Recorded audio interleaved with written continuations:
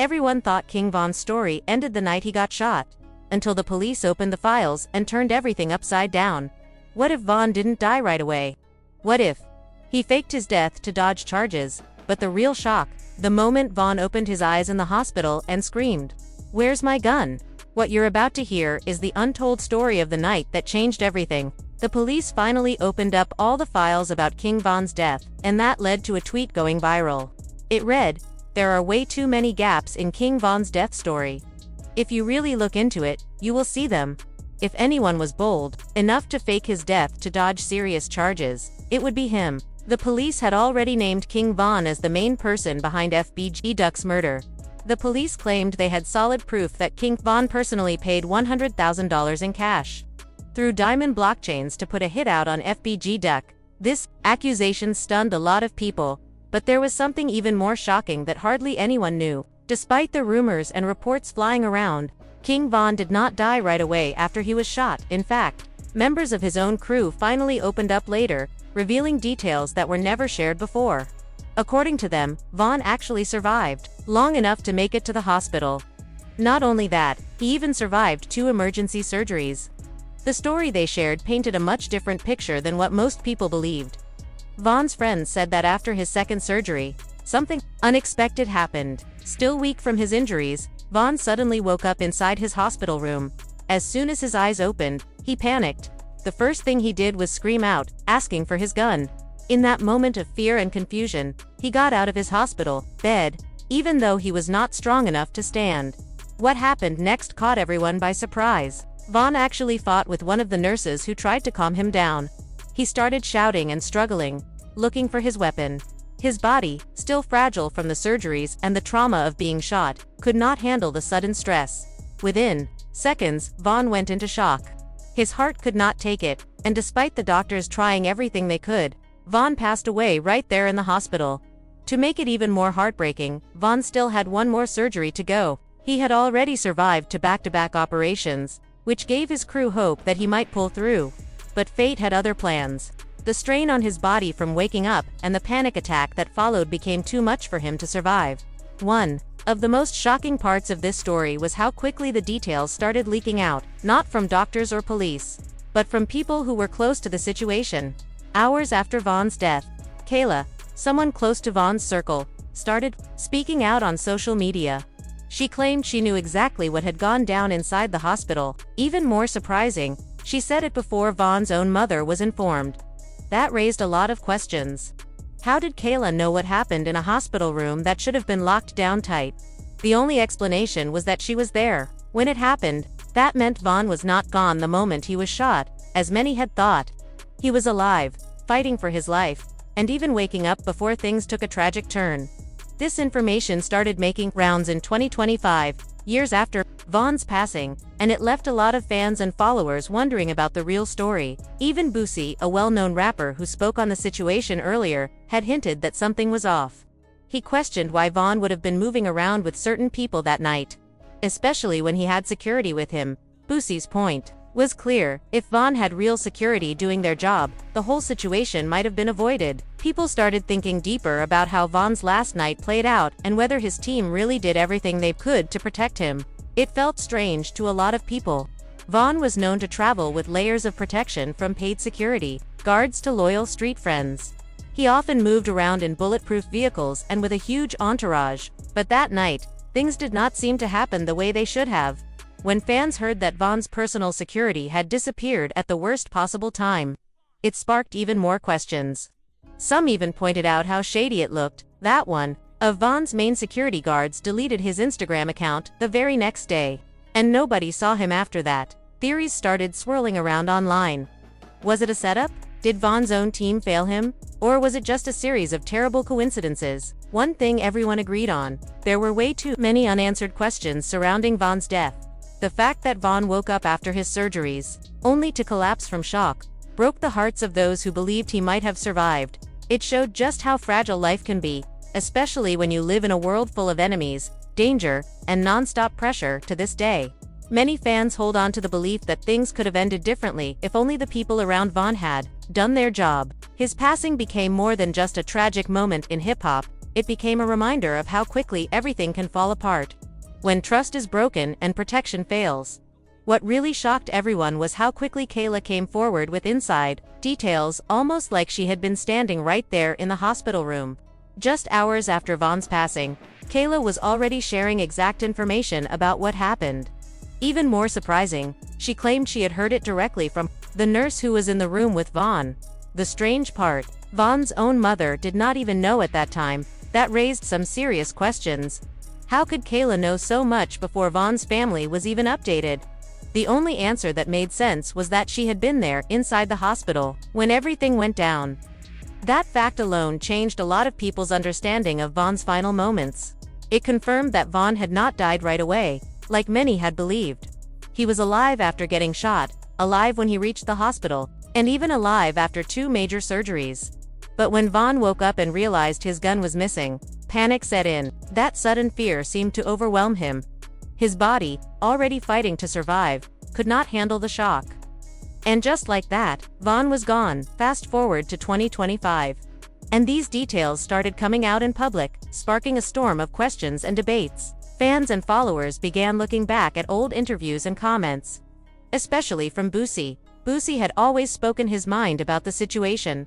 And now people wondered how he seemed to know certain things before they became public knowledge. Years earlier, Boosie had said that Von should never have been around the person who shot him that night.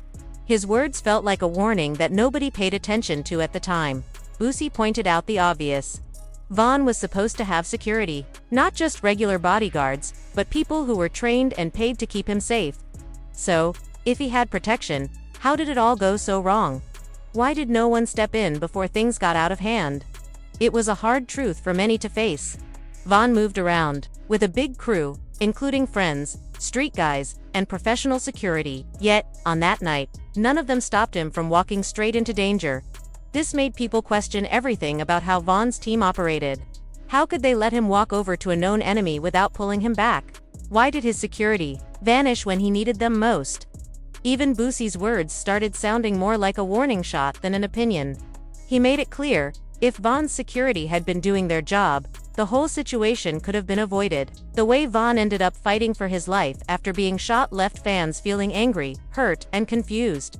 It also forced people to take a closer look at the role of loyalty, protection, and responsibility in the world Von lived in.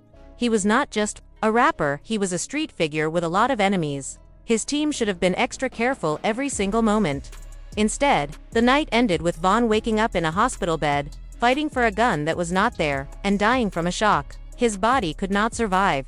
Even now, the story feels unreal to many who followed Von's journey. It became a painful lesson about trust, betrayal, and how fast things can fall apart when the people you count on fail you at the worst possible time. In the end, fans were left with haunting questions. Was this just a tragic accident?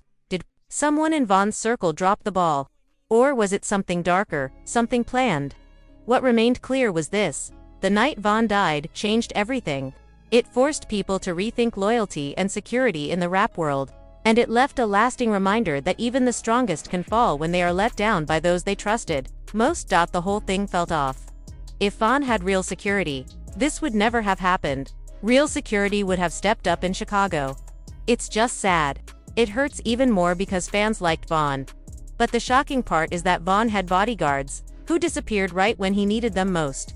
The main role of security is to protect. That is the whole reason they are there. But in King Von's case, everyone wondered how his security allowed him to walk straight into a fight that night. They were supposed to stop him from doing exactly that. Instead of pulling Von back, they should have been the ones stepping up to handle Quando and his crew. Yet somehow, they stood by and let Von walk right up into danger. It was even harder to understand because Von was the reason those security guards and crew members had jobs in the first place. He was the star, the leader, the one bringing in the money. It made no sense that they would let him get so close to a dangerous situation without stopping him. And then, just when things could not get more suspicious, one of Von's main security guards deleted his Instagram account the very next day. After that, no one saw him again. That made people start whispering, was this really just a terrible mistake? Or was something shady going on behind the scenes? The way things played out felt too strange to ignore. The questions only got louder as fans began digging deeper into what really happened that night. If you look back at November 5, 2020, everything started with Vaughn and his team going out to a club in Atlanta to celebrate his new album. It should have been a night full of good vibes and success. Vaughn had worked hard to reach this point in his career. But instead of ending with a party, the night turned into a nightmare, one that would be his last. No one who went out with Vaughn that night expected things to spiral the way they did. What started as a simple celebration quickly turned deadly, and as the details came out, it became clear that a lot of things went wrong. Especially when it came to the people who were supposed to be protecting Vaughn. His passing left behind more than just grief. It left behind questions, doubts, and a story that still feels unfinished to this day. Vaughn grew up in O Block. He knew the street life and how to protect himself. That night, his team was deep, at least 25 people, including friends, security, and street guys. His manager said Vaughn always moved smart, with security and a bulletproof truck. His boys cared about him more than any hired guard ever could. They usually rolled 8 to 10 cars deep. But that night, something changed. After the club closed around 2:30 a.m., the plan was to head back to the hotel, but Vaughn had other ideas. While the whole crew was planning to head back to the Airbnb after the party, Vaughn suddenly switched up the plan. Without giving anyone a heads up, he decided on his own to stop by a different spot, the Monaco Lounge. Even the driver was caught off guard by Vaughn's last-minute decision. It was not part of the plan, and none of the team knew what was going on. The rest of the crew only realized what happened when Vaughn's DJ called them, sounding confused and concerned, saying, "We're here by ourselves. Where are you guys?" That is when it hit everyone. Vaughn had gone off on his own without telling anybody. Once they figured it out, the entire team rushed to make a U-turn and head toward the Monaco Lounge. But by the time they got there, Vaughn had already pulled up at the spot. That move completely threw everyone off. Vaughn was known for rolling with a big team, always careful about where he went and who he was with. But this time, he broke his own pattern. And that is what made the situation feel so strange. When Vaughn's manager finally arrived, he could tell right away that something was off. Vaughn was not acting like the person they all knew. Normally, Vaughn was the life of the party, loud, joking, full of energy. But this time, he was sitting quiet, glued to his phone, and barely saying a word. For about 30 minutes, Vaughn stayed inside the truck, not moving, not talking much. It was not like him at all. His manager even got inside the truck and tried talking to him, asking, "Yo, Vaughn, what's going on? Everybody's waiting on you. Let's go inside." Vaughn simply nodded and said, "All right, let's go." But, even then, his energy felt off. They decided to have security go in first and check the place out before Vaughn stepped inside. That was always the standard routine, make sure everything was clear before Vaughn entered. But the truth is, by then, the night had already taken a strange turn. Vaughn was acting different, making decisions that were out of character, and stepping into situations without his usual caution. Little did anyone know, this sudden change in plans would lead to a night none of them would ever forget, and one that Vaughn would not survive. Normally, Vaughn would be joking and talking, but that night, he sat in the car on his phone for almost 30 minutes. His manager had to talk him into going inside. Even then, they sent security in first to make sure it was safe. His manager said, "I went to the car, got in the passenger seat, and said, 'Yo, Vaughn, what's going on? Everyone's waiting,' and Vaughn was like, 'All right, let's go.'" But even with that, no one knew that night would change everything. Vaughn and his crew were about to head into the club. Security had already checked inside and outside to make sure everything was safe. But the real danger was sitting right there in the parking lot. Quando Hondo's crew was waiting in their car. One of Vaughn's guys noticed Quando and came over to warn him. The moment Vaughn heard that Quando was nearby, he jumped out of the truck without a second thought. He stormed around the front of a white vehicle and went straight for Quando, swinging on him. It happened so fast. Vaughn did not even seem to care where exactly Quando was. As soon as they crossed paths, a fight broke out. Quando started losing the fight. But that is when his close friend Lil Tim came from behind the car and shot Vaughn several times. Some of Vaughn's crew were armed too, and they fired back at Tim, even knocking him down. Then the situation got even worse. Off-duty police officers nearby heard the gunfire and rushed to the scene. But instead of calming things down, they started shooting too. During the chaos, one of Vaughn's people got killed by the police. Meanwhile, Vaughn and Kwando ended up on the ground, lying side by side. Some believed Kwando was trying to grab Vaughn's chain. Others said Vaughn was actually holding on to Kwando, maybe even using him as a shield. One eyewitness said Vaughn was gripping onto Kwando, refusing to let go, almost like saying, "You are not going anywhere." Even after being shot, Vaughn seemed to be holding on with everything he had. Once the cops left the scene, Vaughn's close friend Muep ran up, pulled Kwando away from Vaughn, and carried Vaughn toward their getaway car. At the same time, Kwando's crew did the same, rushing to their own car and speeding off toward the hospital. Even after taking 4 shots, Vaughn stayed conscious during the ride. People in the car later said that Vaughn tried to calm everyone down, telling them, "Relax, I'm going to be fine. Just get me to the hospital." Vaughn acted like he had it under control, which gave his friends hope that he would survive. Once at the hospital, Vaughn went through 2 surgeries and survived them both. But before he could have his 3rd surgery, he sadly passed away. The news of Vaughn's death blew up everywhere. It became a national story. Police confirmed that one of the victims in the shooting was rapper King Von from Chicago. They said a fight between 2 groups had turned deadly that night. As the internet buzzed with the news, Lil Tim gave his first interview about the incident. He claimed he was only protecting his friend Kwando. When asked how he felt after finding out he had shot Vaughn, Tim said, "Man, if Vaughn had not done what he did that night, he would still be alive." Tim insisted he was not trying to disrespect Vaughn's family or chase clout, but he felt the whole situation could have been avoided. Tim survived his injuries too. The day after Vaughn's death, Tim was arrested and charged with murder. After several court hearings, Tim was granted a $100,000 bond, but in the end, the charges were dropped when his lawyers argued self-defense. The judge agreed, and the case was closed before it even went to trial. But Vaughn's crew, especially Lil Durk and the O-Block team, were not about to let it go. About a year later, Kwando's crew got hit hard in Los Angeles. 3 people were wanted in connection with the attack, which left Kwando's close friend Lil Pab dead.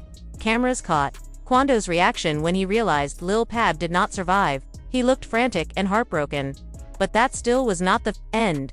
Durk and the O-Block crew dropped a diss track, taking their feud with Kwando's camp even further. The beef that started that night in the parking lot just kept growing.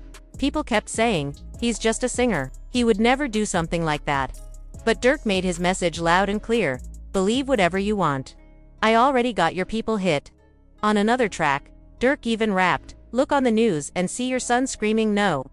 After everything that happened, Kwando Rondo slowly started pulling away from the street life. He realized it was not worth throwing his life away over beef. But things in O-Block and with Vaughn's crew have never been the same since. Many of Vaughn's close friends, including Durk, have faced arrests, and those who are still around live in fear every single day. It is clear just how careful they have to be now. There is even a video where someone walks up to a mural of King Von and says, "I know a lot of enemies watch this spot.